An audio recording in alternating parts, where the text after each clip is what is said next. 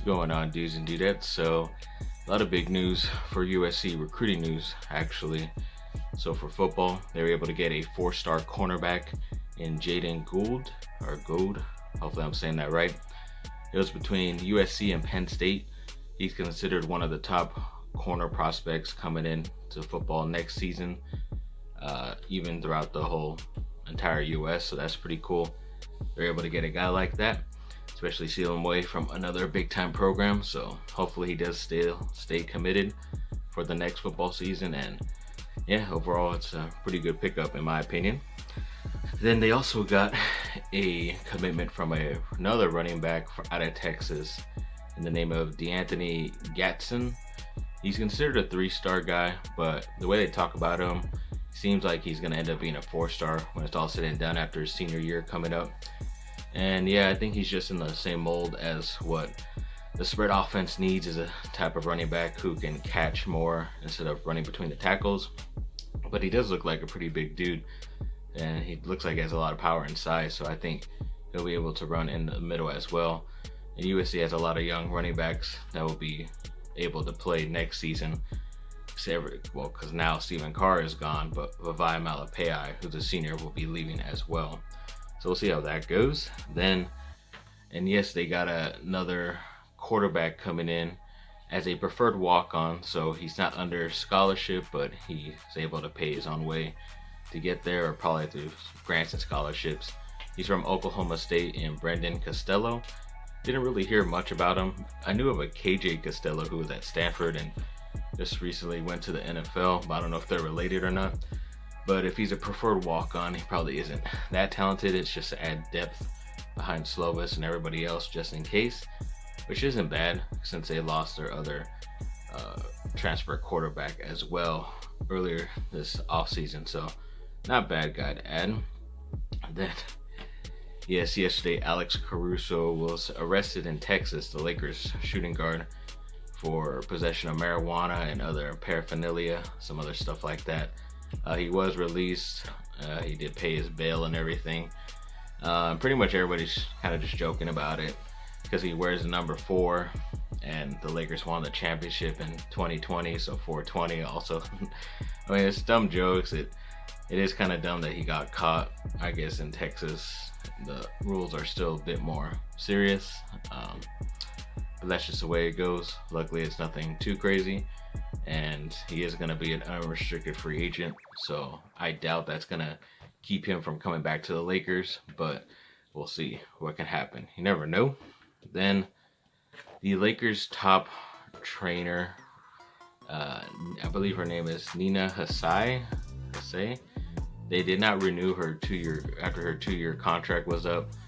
And I think it's more due to the fact that ever since they got Anthony Davis, he's just been injury prone. I remember earlier this last season, they kept showing like all his injuries, and just by like January, he was on the list for like 10 different plus injuries.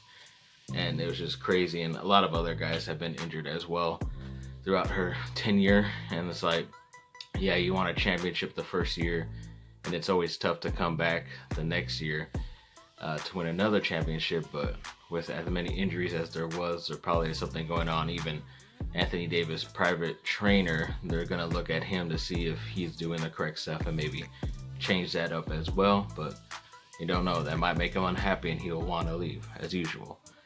Then the other quarterback commit from USC coming in next season, Devin Brown out of Arizona, I believe it was. He did make the Elite 11 finals, which is really like the top 20 guys, I believe, if I remember the show. They do a show on NFL Network trying to break down who are the top 20 guys at first, and then who have made it to the Elite 11. So hopefully he did make it that far, and we'll see if he could win the competition against a lot of the top quarterbacks around the country. But yeah, he's definitely looking better than a 3-star than what they had already given him, which is pretty nice. Then, according to off-season stuff, they're talking for the Lakers about them maybe trading for Kristaps Porzingis from Dallas, and then even signing a guy like Carmelo Anthony, who, I don't know, that might be a little bit too far-fetched because he is a lot older dude. If he gets like a minimum deal, like a smaller contract, that's cool. But if he's trying to go for like the veteran minimum, which is like 8 or 9 million, I don't think they should do it. Kristaps, I wouldn't trade him just because of how even worse injury prone he is to Davis. So I don't want two of my starting forwards to be very much injured. So yeah, I don't think it'll work out between those two guys, but hopefully they have plans for others. And speaking of Russell Westbrook again, apparently some news was made that might light the fire even more of him coming to LA, because both Anthony Davis and LeBron James followed his wife on social media, which is kind of like a weird thing, but I don't know. People are saying that could be an indication that he is coming to LA, but I don't know. That is a tougher trade than even the Porzingis one. Then the NBA draft lottery happened last night, and got to finally see where maybe the USC and Duke guys will be able to go. It's only 2 guys. Of course, Evan Mobley from USC is still going up at number 2 to Houston. So that'll be pretty interesting, but pretty thin forward line when you look at him and Christian Wood playing together. So I don't know if that'll work out. Then Jalen Johnson of Duke is heading at number 9 to Sacramento. It's a pretty nice spot for him. He's not that good of a consistent shooter yet to play in that type of Luke Walton offense if he is still the coach there, but he's still the more talented guys left at that drafting position, so he could be a fit.